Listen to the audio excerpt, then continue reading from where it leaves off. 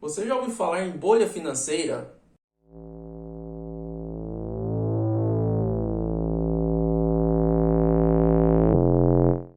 A bolha financeira acontece quando várias pessoas passam a negociar ativos muito acima do seu valor real. Podemos dizer que esse evento tem uma relação com o famoso efeito manada, onde pessoas vendo outras ganharem dinheiro de forma fácil e rápida não querem perder aquela oportunidade de ficar de fora.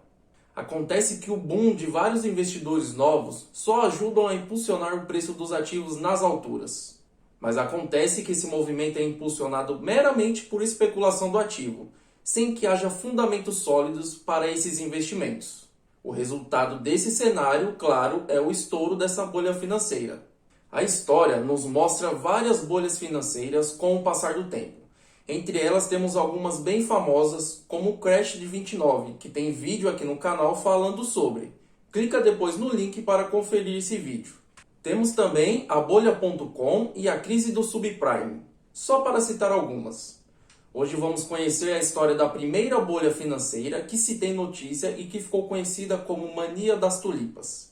Naquela época, o preço da flor subiu tanto que pessoas chegaram a negociar apenas uma tulipa pelo preço de uma casa.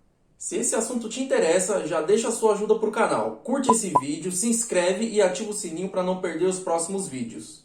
Tudo isso é de graça e você não tem noção como isso é importante. Não esquece!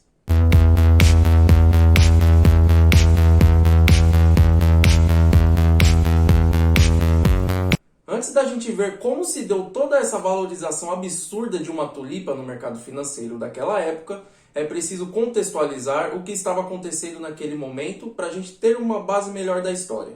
Não vou aprofundar aqui nos acontecimentos do final do século XVI e início do século XVII, mas basicamente foi um período ali de muitas guerras, principalmente se tratando de Espanha e a luta pela independência dos Países Baixos.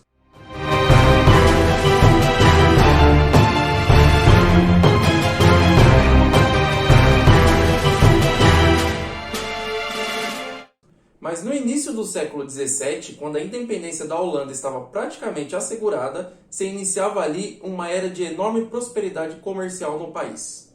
Em meados desse século, a Holanda se tornaria a maior potência comercial e marítima da Europa. Foi no retorno de uma dessas viagens, em 1593, que Carlos Clusius, um médico e botânico francês, chegou na Holanda, trazendo alguns bulbos de tulipa para cultivo. Depois de alguns anos de cultivo dessa flor, já ali no início do século XVII, as tulipas foram ganhando seu espaço.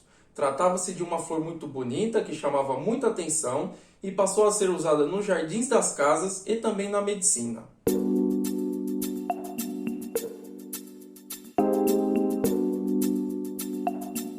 Rapidamente, a popularidade das tulipas aumentou. As mudas mais exóticas passaram a receber denominações de grandes almirantes da época. O modelo de tulipa mais conhecido ganhou o nome de Semper Augustus. A tulipa rapidamente se tornou um cobiçado artigo de luxo e símbolo de status social, criando muita competitividade entre membros da alta classe pela posse das variedades mais raras. A economia holandesa daquela época era uma das mais fortes da Europa. O forte comércio têxtil do país jogava a renda média da população aos níveis mais altos entre os europeus. Uma economia em franco crescimento, com uma população tendo um poder de compra cada vez maior, impactou diretamente no setor de flores, que era tido como um grande artigo de luxo. Com o aumento da demanda por tulipas cada vez maior, seria natural que seu preço aumentasse.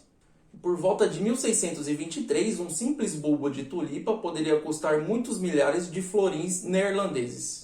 As pessoas chegaram a trocar tulipas por terras, por animais valiosos. Algumas tulipas chegaram a custar mais que uma casa em Amsterdã.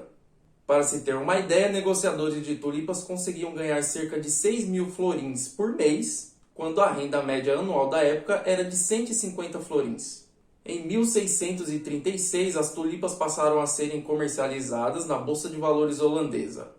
O comércio das flores expandiu por todas as pessoas da sociedade e ninguém em sã consciência poderia ficar de fora desse mercado onde ninguém perdia dinheiro. Era um investimento com retorno garantido e as pessoas vendiam ou negociavam suas posses simplesmente no intuito de especular no mercado de tulipas. Alguns especuladores tiveram muito lucro, principalmente aqueles que entraram na especulação no início. Já os mais atrasados não tiveram tanta sorte.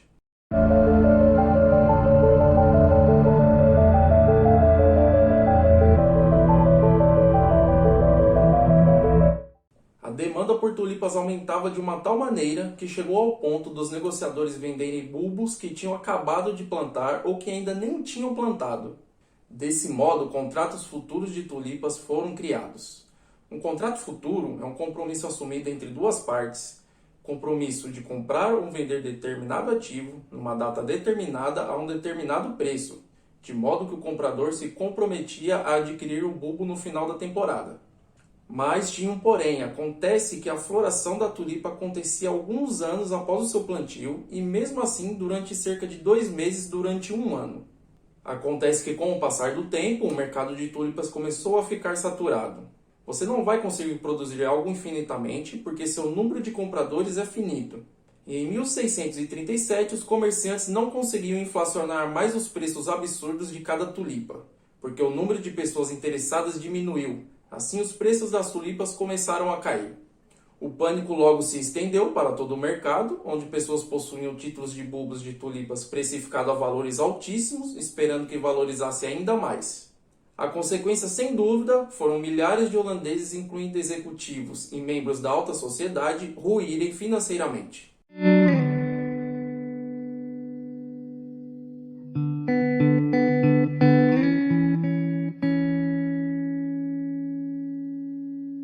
Flores tinham voltado a ter preço de flores, e os títulos que valiam preço de mansões não tinham mais nenhum valor. O governo holandês tentou intervir, interrompendo o crash e se oferecendo para honrar alguns contratos vigentes, mas depois o mercado de tulipas caiu ainda mais, o que se tornou essa tentativa inviável. A mania das tulipas ficou famosa por ser a primeira bolha financeira na história e é muito usada como um alerta para o mercado. De lá para cá já tivemos inúmeras bolhas financeiras, o que pode significar que mesmo se revisitarmos a história do mercado, ainda assim é muito difícil prever ou intervir em crises. Elas vão continuar ocorrendo. No entanto, saber dos acontecimentos passados podem nos orientar para acontecimentos futuros, e daí sim nos auxiliar em tomadas de decisões e fazer com que consigamos passar ilesos por esses momentos. Esse foi o vídeo de hoje, espero que vocês tenham gostado, até o próximo vídeo.